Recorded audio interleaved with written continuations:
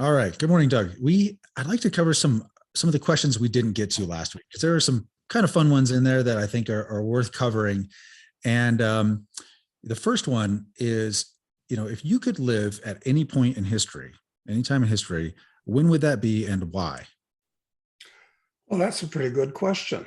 Uh, I remember in high school, I had one classmate who was convinced that he'd like to have lived in medieval times, knights in shining armor and castles on a hill and all this kind of nonsense. And, first of all, Bendy, that was his name, um, didn't realize that the odds were about 0.11, 0.01 or something like that he would have been born into a status he would have found acceptable, like a knight with armor and all this type of thing. Chances were overwhelming. He would have been a peasant living next to the pigsty, a lot less romantic to start with. And apart from that, you watch movies that are very romanticized. Like you watch Raiders of the Lost Ark. You say, gee, it would have been great living during the 1930s when you could, get on a plane and carry your own gun and whip and nobody thought twice about it, which was a fact, incidentally. You could get on a plane with an exposed gun. Nobody thought twice about it. And, do all the wonderful things that Indy did. Okay, yeah, this is true of all times, but look, I like living in a time after they've developed penicillin and antibiotics, because I'd already be dead several times if it wasn't for modern medical technology. And I like living in a time when dental technology is such that it actually is competent and painless, as opposed to like a medieval operation, which dentistry really was up until fairly recently. Even in New Zealand, talk about living in the present day. In New Zealand, up until very recently, when a dentist visited you out on the farm, it was with a hand drill that was pumped with a foot. This is an advanced modern country in recent times. Talk about painful, okay? So look, there's all kinds of advantages to living right in the here and now with modern technology. It allows you to go places and do things and so forth. So to answer the question, and there's some disadvantages, obvious disadvantages too. We talk about them all the time here. But okay, if I was going to take a choice, I'd say maybe 100 years from now, or maybe 1,000 years from now. No place in the past. I think things are going to get better and better and better because technology is going to evolve with some significant setbacks along the way. One of which I think we're going into now, Right. cyclical setbacks. So plant me sometime in the future where I can act more like Han Solo or somebody from Firefly. Right. That would suit me better. Yeah, not on this planet, which is. That's a great answer. I definitely was one of those people that in, high school, I imagined the medieval times also as being a good time to live. I thought that, of course, not understanding the odds and only having a romanticized view.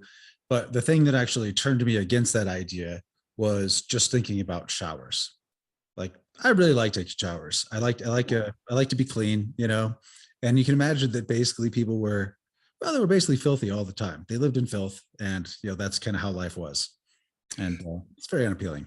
Yeah, diseases and lack of cleanliness, and it was too cold and too hot, and your clothes were always funky. No, a horrible time to live.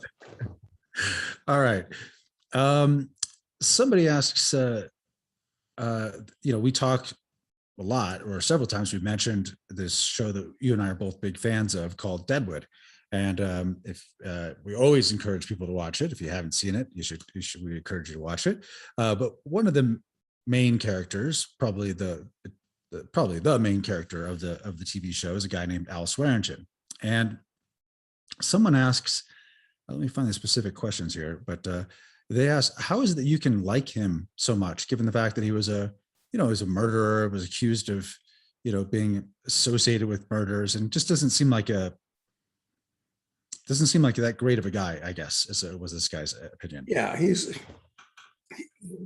it's like he's not a model of libertarian behavior, for instance. No, Al's not. Well, first, I think we gotta separate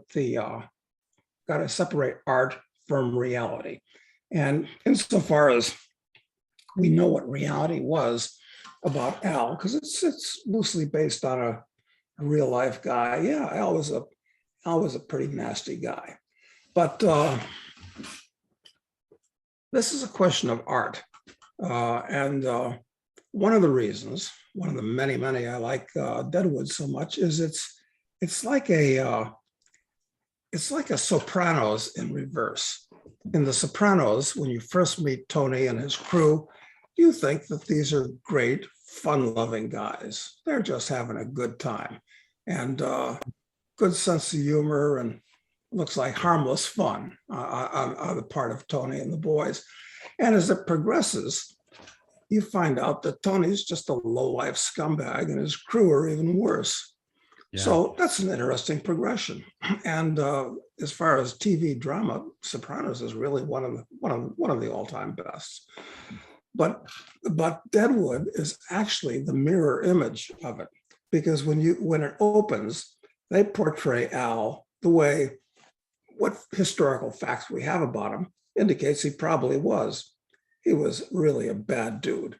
He was worse than Joe Biden's corn pop even. So, but corn pop, yes. There's no way.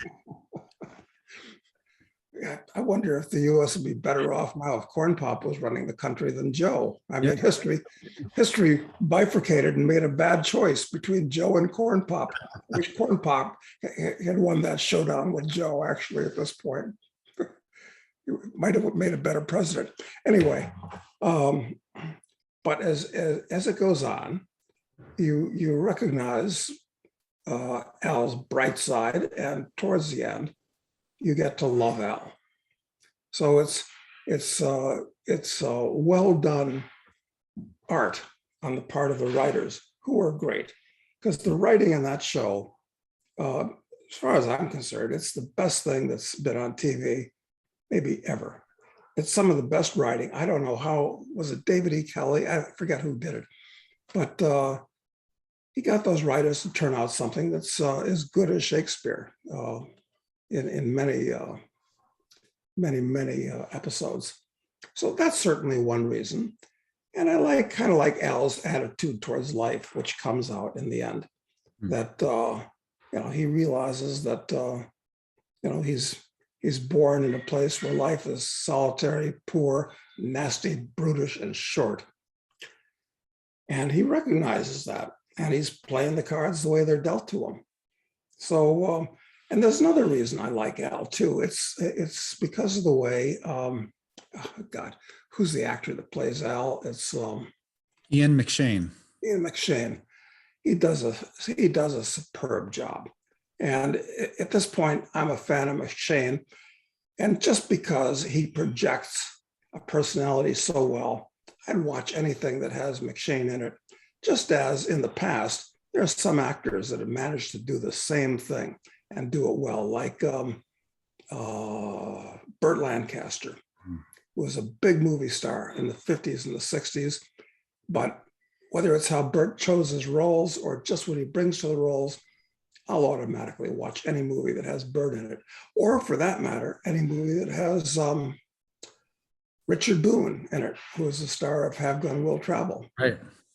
So all of these reasons. And Al has some great lines that really cut to a pithy, nitty-gritty view of the way the world works, good, bad, or indifferent.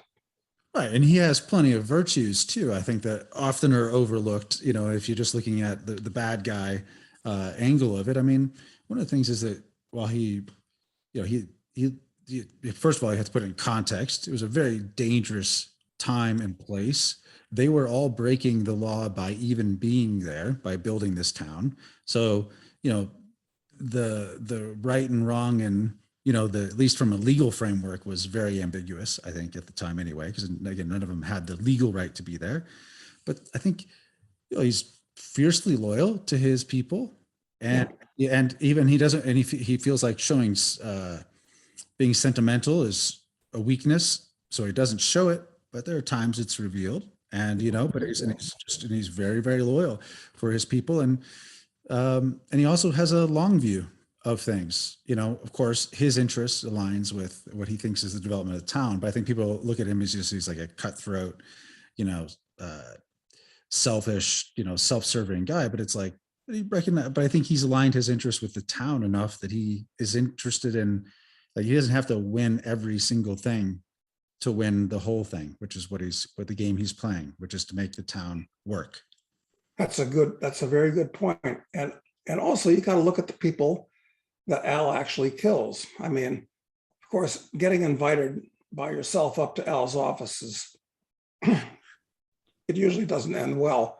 But frankly, all the people that Al kills, they needed killing, quite frankly. So was it right or wrong to kill them? Well, you decide, but generally it was the right thing to do. Yeah, and I think that people like the Bullock's character more, I think, immediately, because he seems like he's like the truth and justice kind of a guy, but he's actually, and I like the character. I like Timothy Oliphant. I like the guy who played him. I like his character in the show. I think it's really good, but at the same time, he's very childish. He just gets, he loses his temper, and he will, destroy everything basically in trying to pursue his grudges. And and I think that's, I don't know, that's almost looked at like that's a virtue somehow, versus being more thoughtful and thinking about it more deeply, which is what Al's approach seems to be before he takes action. It does. And you can't fault Al on his judgment, which is generally pretty good, the way he assesses things. I mean, he may not react after he assesses the problem. He may not offer the most completely moral solution, but still his assessment is usually sound. And I like Al's courage. I mean, the fact that, one of his quirks is he never uses a gun. He always uses a knife when he's got to get the job done. And so he handles fear very well. Yeah. And I'm curious what people will think about us taking 20 minutes or 15 minutes just simply discussing a couple characters in one of our favorite shows. But I love it. I could probably do it all day. So yeah, well, we could talk about Hamlet or Julius Caesar or other Shakespeare plays in the same way, because I think there's the same kind of depth here. That's exactly right. I think so too. And I had it took me a while to get into Deadwood. It took me a few episodes actually, because it was so jarring at first. Yes. The language, I don't know. I mean, because it's like this Shakespearean English mixed with deep vulgarity. And it's like, it's amazing how those two are together. So it took me a while to even be able to understand what they were saying, actually. Yeah. And actually that's one of the more charming parts of it. Mr. Wu is a attractive minor character in that, and how he relates to Al and how the two of them talk together, because I think there's only two words they ever use to communicate with each other when they get their ideas across to each other. Yeah. So it's great. There are two other people that you remarked that it starts out so grisly and so grim and so dark. Two good friends of mine said, I just couldn't make it through the first two. I said, no, make it through it. And one of them recommended something that I'm watching now. It's called Yellowstone.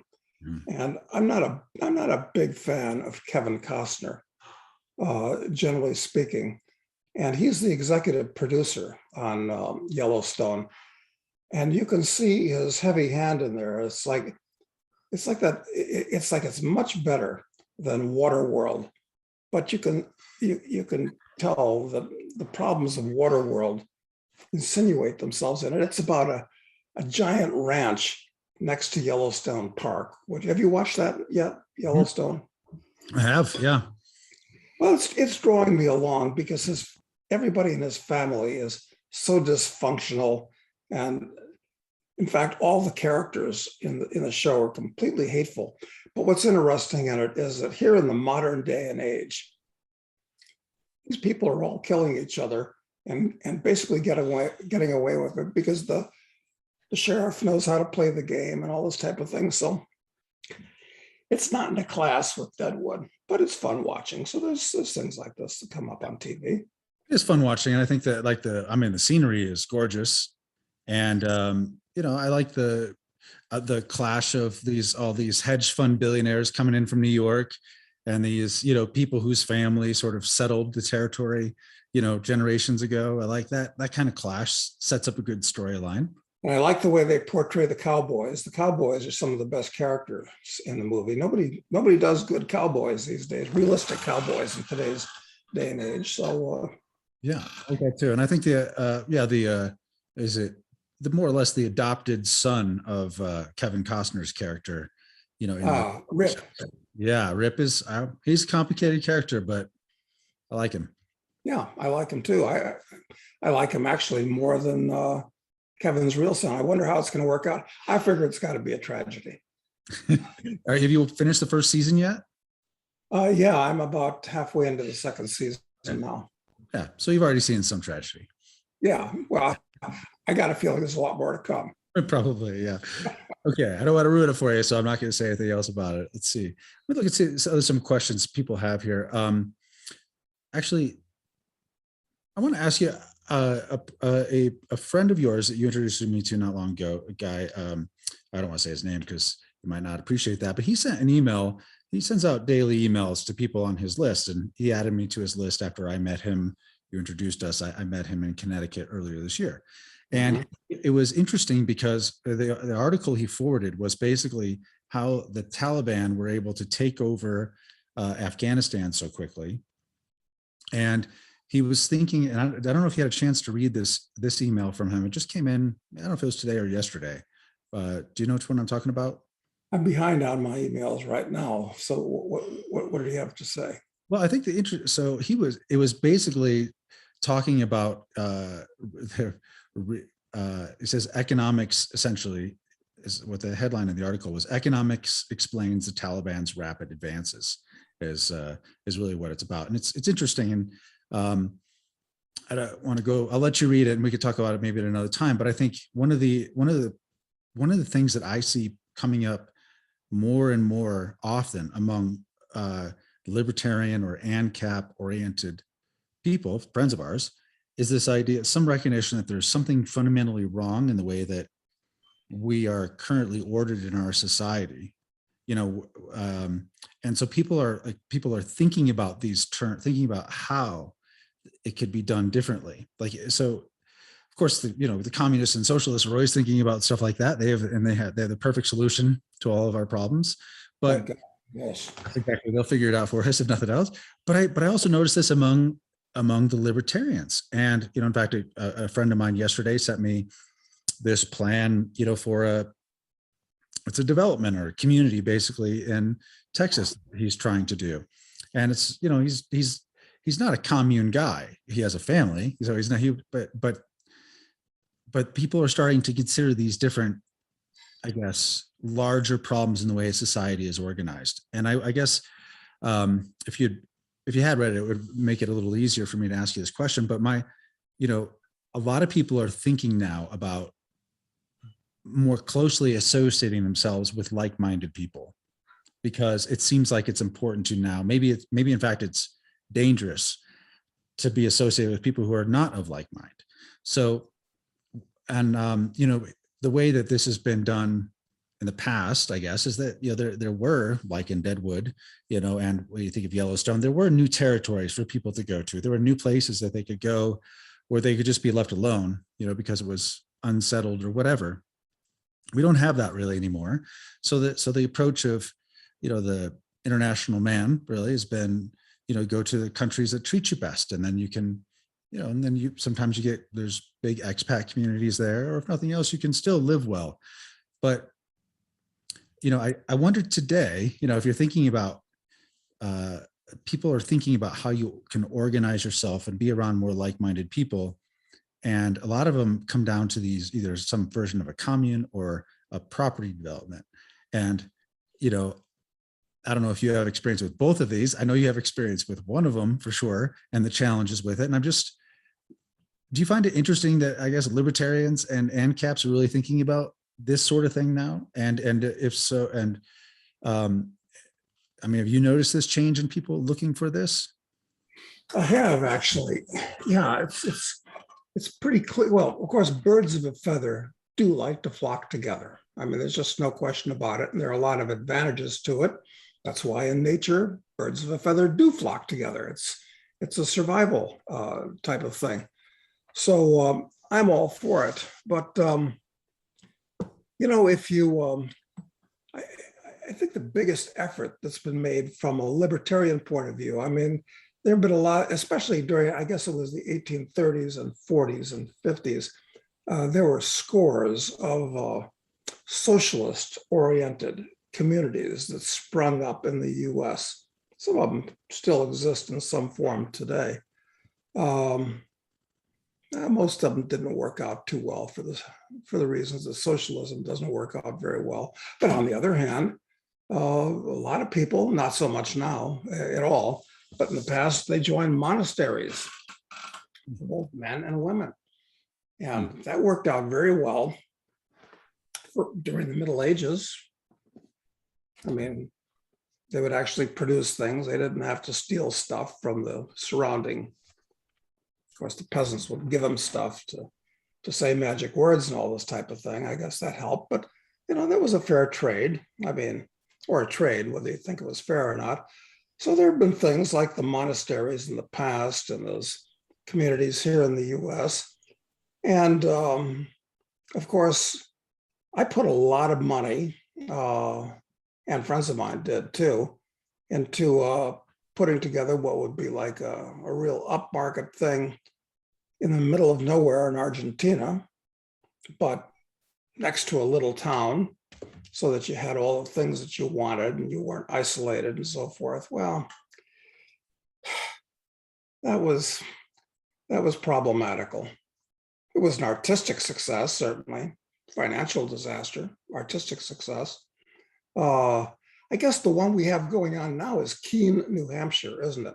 Which was, what did they call that? They called it. Well, it's the Free State Project in general, right? Yeah.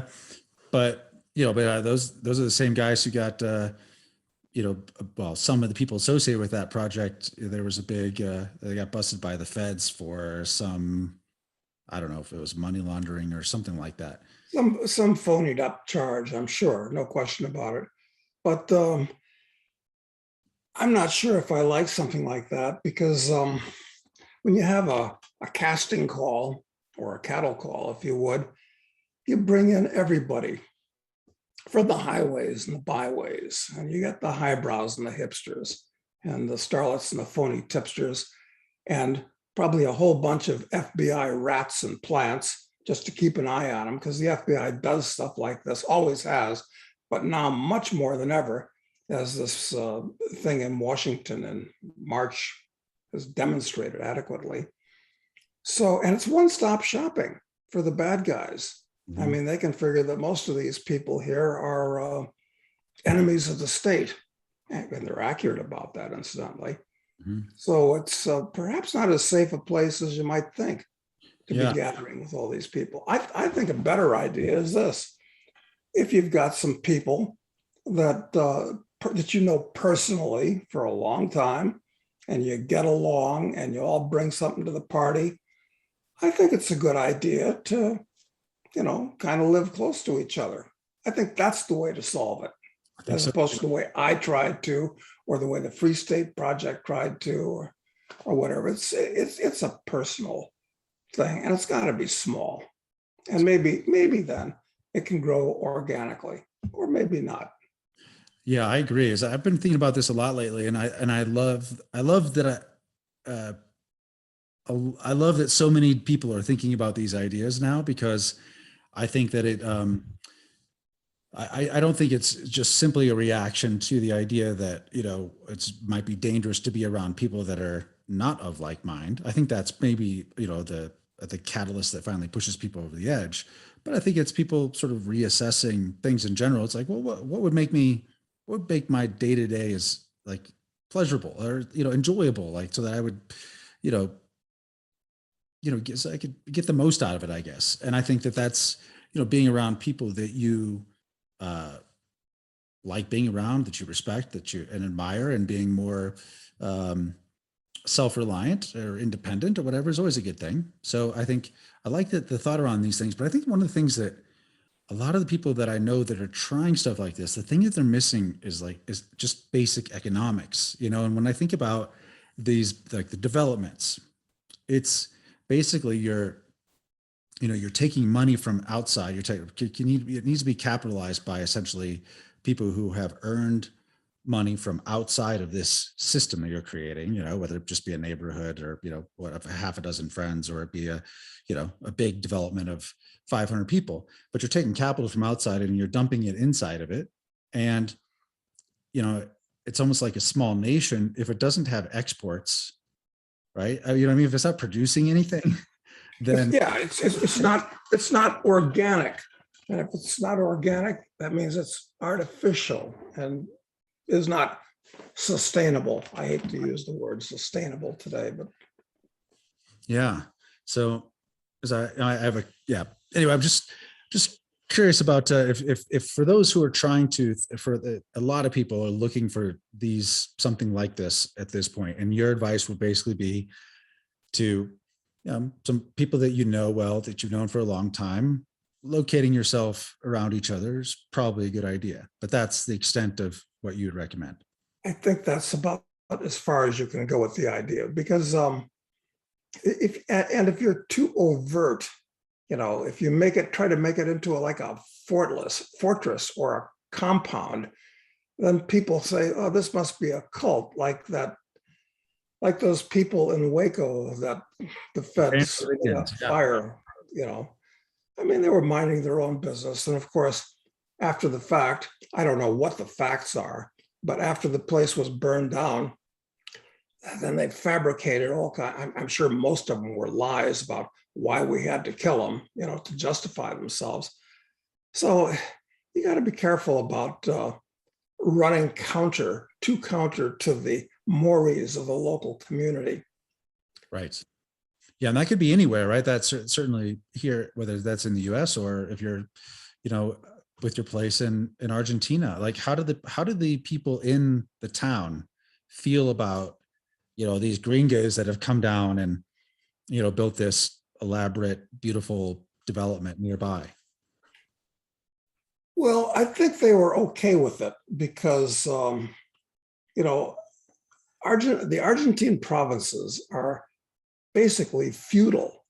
I mean, quite frankly, they are feudal, where the governor is the local, and historically he was the local warlord, and and it went downhill from there to the peasants in the fields. So yeah, it worked out okay because it was a tourist town, and so they were used to outsiders coming and going.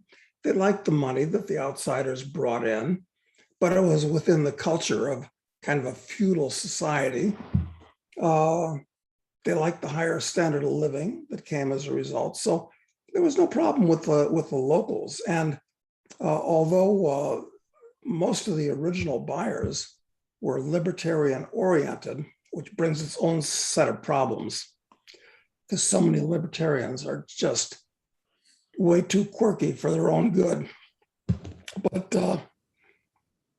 they were nice to the locals, and it was and is fine Hmm. from So that point of view. Well, But but was it something you considered when you were with the development? I mean, before you guys got started on the project? sure, because my partner was the governor of the province, of course, the local warlord who was in a way our krisha, our roof, as the Russians say. And when you do anything like that in a foreign country, you got to have a roof. And then, of course, you got to watch out that your roof doesn't collapse on you somehow. Well, we've been pretty lucky that way. But look, these things are problems, organizational problems. So my suggestion is that, if you want to transplant, it's a good idea to move next to a trusted buddy.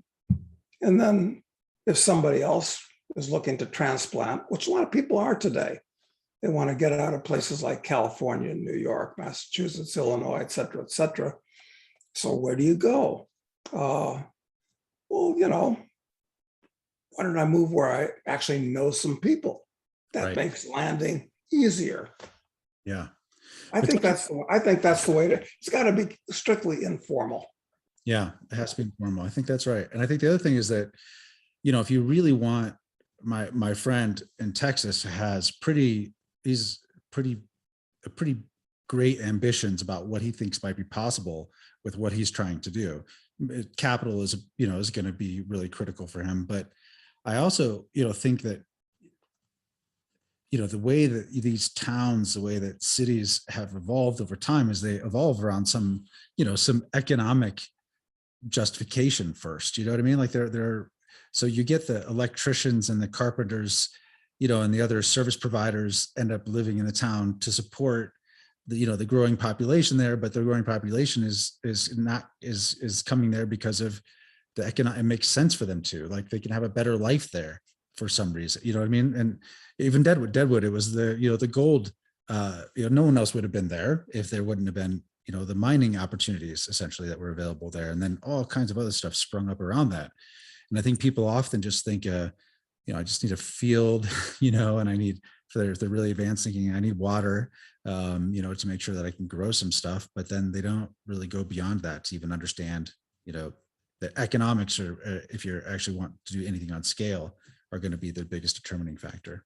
Yeah, but it grew organically. And, even within that, it's like Deadwood's centers around Al Swearengen's bar, the Gem.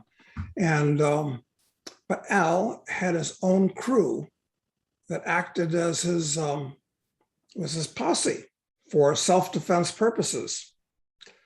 Because, just one man can't hold off the mob. So you got a few other people, and that makes it easier. Got to have a crew. So, but that developed organically too. They all had a reason to be there. The economic center of it was the Gem, which, selling liquor and girls, kept things going. Good. All right. Well, I think I'll just leave it there at that. Then there's some more questions I could get into, but I have been thinking a lot about this, about the move that a lot of people have in mind of trying to associate more with like-minded people in the physical space. And I know that that's been something that people have been talking about in our Telegram channel as well. And I think that it's very difficult to pull it off in any way that makes any sense. In fact, I can't think of an example where it's really worked over time in an intentional way, unless it had a religious basis. Like you could say the Amish, clearly that's worked, Yeah. but I don't know if like the people, most of the people that I know that I think alike, we're kind of like in the same business. So there's not adequate specialization and division of labor among us to be a sustainable community. So I think the idea is, hey, we like hanging out together, so we'll socialize and we'll do what we can to help each other. But, we're not like, couldn't be a town, because a town wouldn't work. It would be a bunch of Chinese taking in each other's laundries. It wouldn't work. A bunch of barbers giving each other haircuts. Hey, that's not sustainable either. Right. Yeah. And I guess that's where you see the trouble with these libertarian communities, because, they're basically trying to project their individual freedom into all the space around them constantly, and making it a priority. And not to say there's anything wrong with it, but And sometimes that can annoy the locals who aren't used to thinking or doing things quite that way. So I yeah. think it's better that it be organic, where a couple people decide, yeah, I'd like to live there too, and you know, not natural, but not necessarily economic. Yes, I think economic, right? Exactly. Okay. All right. Well, if anyone knows of any of these examples of communities that have been successful that maybe either Doug and I don't know about, then share them in the comments. Or if you have any thoughts about this topic in general, I'd love to hear them. Always read the comments, so you can leave them there, and we'll leave the episode here from at this point, and we'll be back tomorrow with a guest, a friend of yours, Walter Block. Yeah, that'll be fun, because Walter is one of the leading economists in the world today, actually, and I love him dearly. Very smart man. In fact, he was rated one of the 100 most influential philosophers of the last 30 years, I believe. I'd say justifiably. And if anybody wants to do some research in between now and then, you might be able to, I guess you can on Amazon, get a copy of his book, which is just fantastic. It's called Defending the Undefendable. And it's about, I don't know, maybe 50 short chapters, each illustrated with a really clever cartoon. And the chapters are only about 2 pages long, that takes somebody who is supposed to be despised by society and showing how he actually can be a good guy and serves a useful purpose. We're talking about everybody from the prostitute to the slumlord to the hired assassin, you name it. So it sounds like the inspiration in a way for your series of novels. Actually, it was, and it's I acknowledge that in Speculator, actually. Ah, got it. All right, that's awesome. Well, I'm looking forward to it. I've never met him. Certainly, I'm aware of him, but I'm looking forward to it. Should be fun. Okay. Thanks, Doug. Thanks, Matt.